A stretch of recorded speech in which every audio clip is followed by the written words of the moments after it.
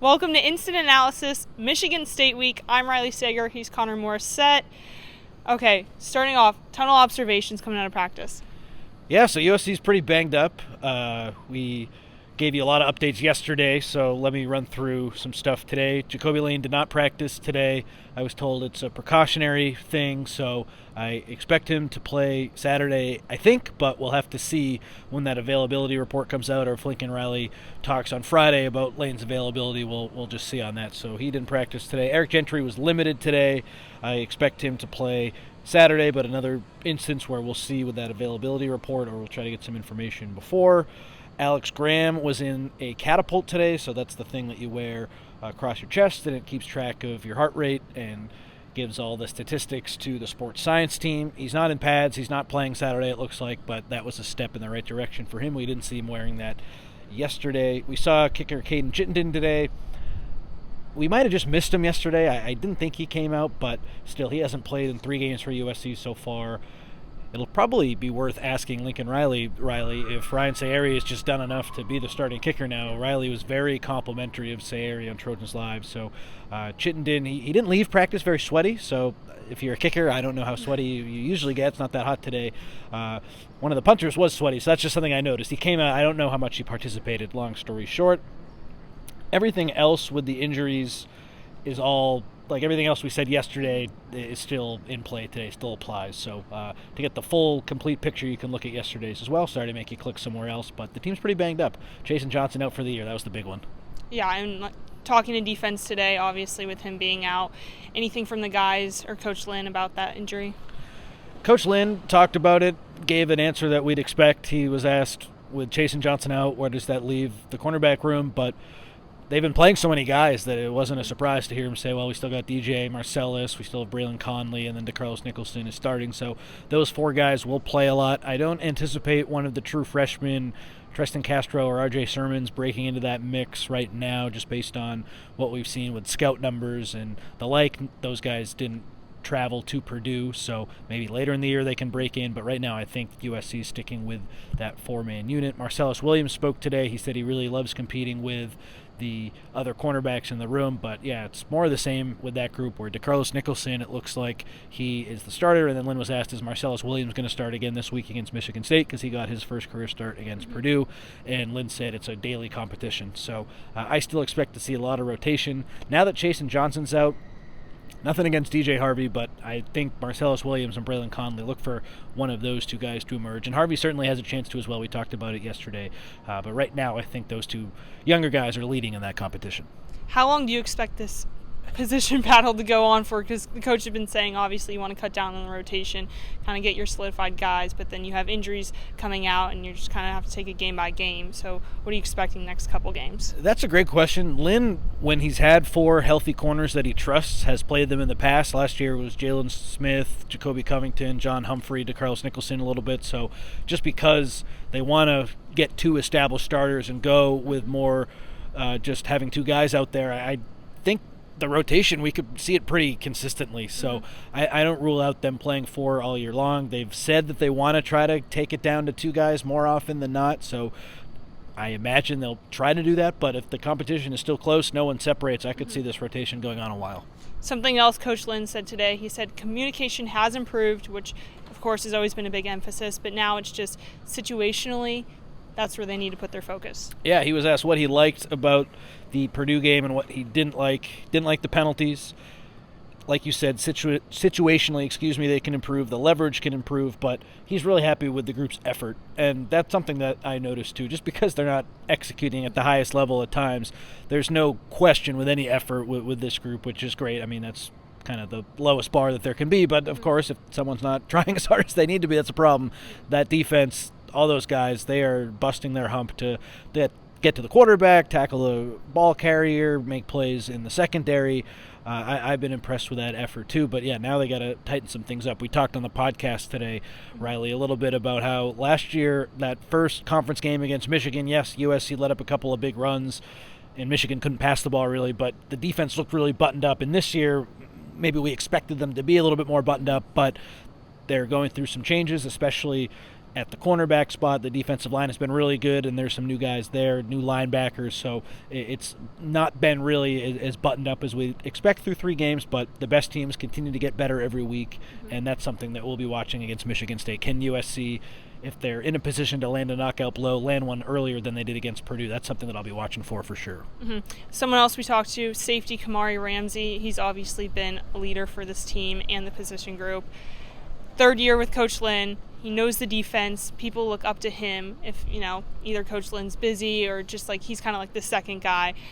He was asked about getting the green dot, having that communication from the sideline and on the field, as well as playing a little bit of nickel. And, people are like, is it more comfortable? Like, are you getting used to it? And he's just saying, like, reps are the biggest thing. Like, that's the best way you can prepare. He played little, obviously, in the past, but just getting in the groove of things. He's certainly playing a lot more there now because the team needs him with Prophet Brown and Alex Graham being injured. And D'Anton Lynn said it's very challenging to play that position full time, and that's what we've seen Ramsey do. It is different than the safety spot that he's usually in. He's usually in that deeper role, although when we would watch practice in the summer, it looked like they like Bishop Fitzgerald in that deeper role and had Ramsey a little closer to the line of scrimmage at times, so maybe he was going to change how he played a little bit anyway, but it's challenging anytime you have to switch spots. Lincoln Riley said it really well the other day, the unselfishness of Ramsey. This is a guy who, he's coming back, and now you can get paid, so obviously he's not doing it for free, but he was someone who could have gone to the NFL and chose to come back, and he obviously wants to improve his draft stock. Everyone does, but he's playing out of position right now, and that's just what the team needs. He's an unselfish guy, so he really, really good team-first player, and it is challenging to make that switch. So hearing him talk about how he played there last year and it's easy, yes, I definitely get what he's saying, but I do think the defense will take a big step forward when he is able to play in his more natural role. That should help solve some issues in the secondary. On the other side, well, he has a lot of experience. Someone like Jakeem Stewart, not as much. You got to talk to him a little bit today? Jakeem Stewart, what a great kid. It's so easy to see why he's fitting in so well, so fast here at USC. It's easy to see why the staff really wanted him here, why getting him on campus and winning that recruiting battle over some of the other power schools in the country was so important. He had some awesome things to say today. I asked him what makes him so confident, because he's the most confident true freshman I've ever seen, and he said it's because I have a family to take care of. I have a younger sister, an older sister, a brother. I really want to take care of them, and football for him is a way to do that. And he said coming to USC, it's not only just about football, but he feels like football and USC can open so many doors for him. The bottom line, Riley, is that he just seems really happy here at USC. Things are going well so far for him. He missed that first game with an injury, but he overcame that, had a nice tackle for loss on a 3rd down play against Purdue. It's so fun when we follow recruiting, because the just sagas that go on, like sometimes you get a guy on campus and then next thing you know they're playing at a different school in the blink of an eye, or maybe they're not as good as you thought. But it's so clear that Jakeem Stewart, while he still has a long way to go, he'll improve. Like, there's a reason he's playing so much with this first team defensive line. There's a reason that he is on the field as much as he is. He has the trust of the coaching staff. He's had a really great start so far, just with his teammates. They've welcomed him with open arms. He's certainly trending in a really good direction, and he just seems really happy to be at USC. That was probably the overarching takeaway I had from his interview. Definitely check that out on our YouTube channel if you haven't yet. It was really good. He's very well-spoken. He's got that Louisiana accent. There's a lot of Louisiana connections on this staff with Trevon Reed and Eric Henderson.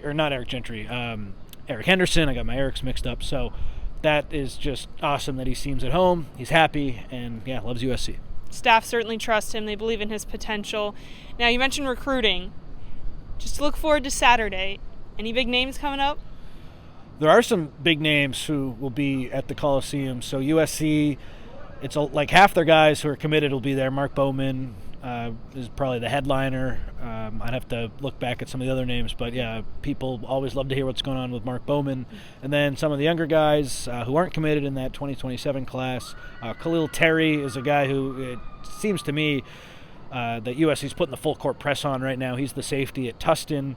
He had a visit here on campus a couple weeks ago, and now he's returning for the game. So those are two guys to watch, but it's a really packed list of recruits. And when Chad Bowden, Dre Brown, Max Steinecker, those guys were all hired, this is what USC fans were hoping for. The number one class in 2026. I think they just moved back into that top spot. I forget exactly what happened to get USC back there. Maybe Georgia lost someone or something, but they're number one in the rankings, so can't beat number one. And just the fact that there's so many guys coming to USC for these games, checking out the campus.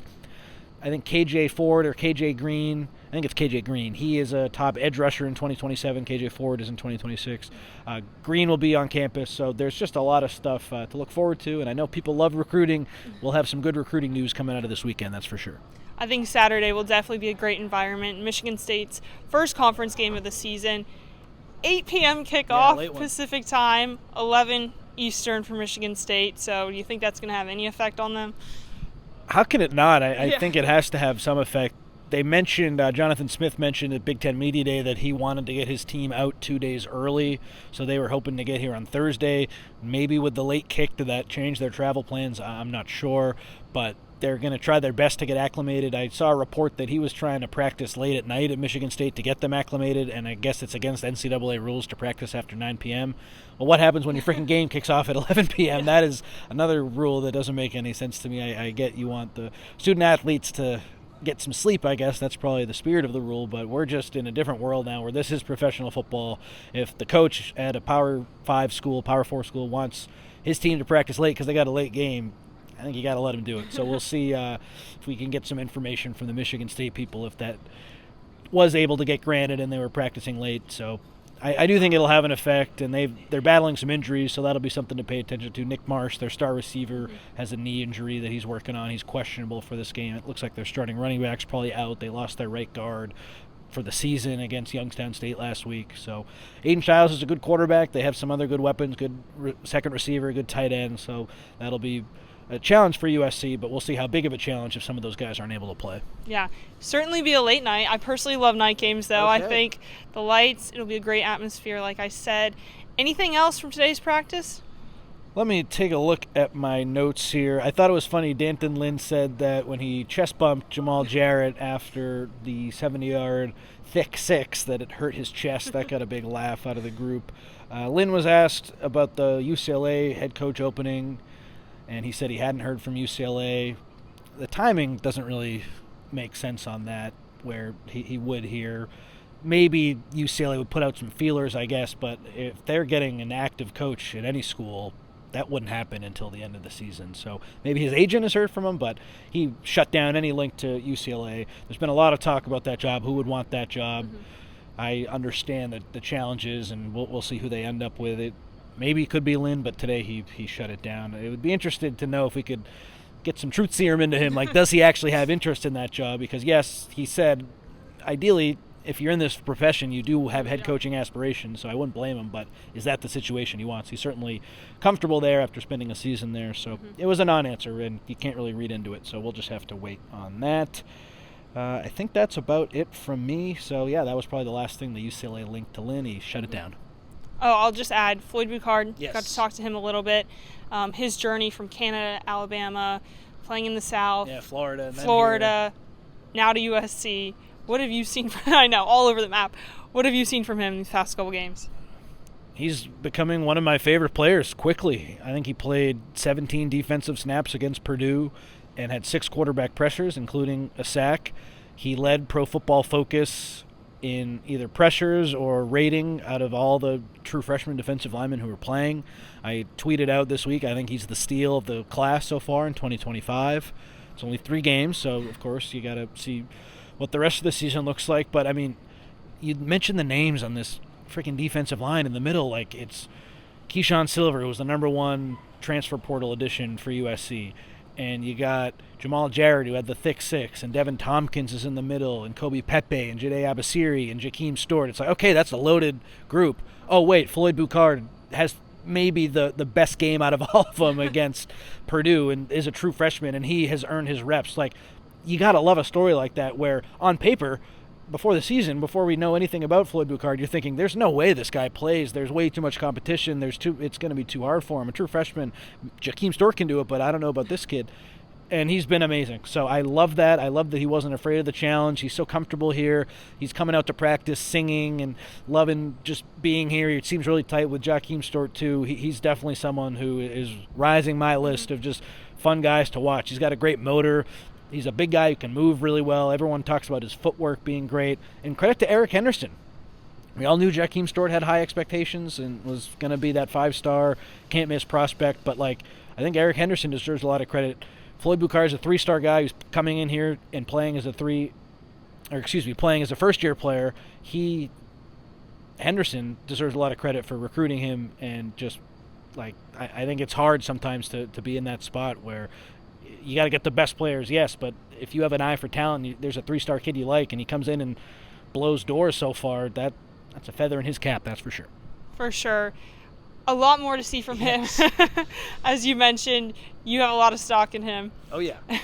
I think that'll wrap it up for today. I'm sorry, I don't have any dances for you. No dancing today. No dancing today. Nothing. Maybe one of these? Can't lose the streak. But that was Instant Analysis, Wednesday's practice of Michigan State Week. Thank you for tuning in. We'll see you next time.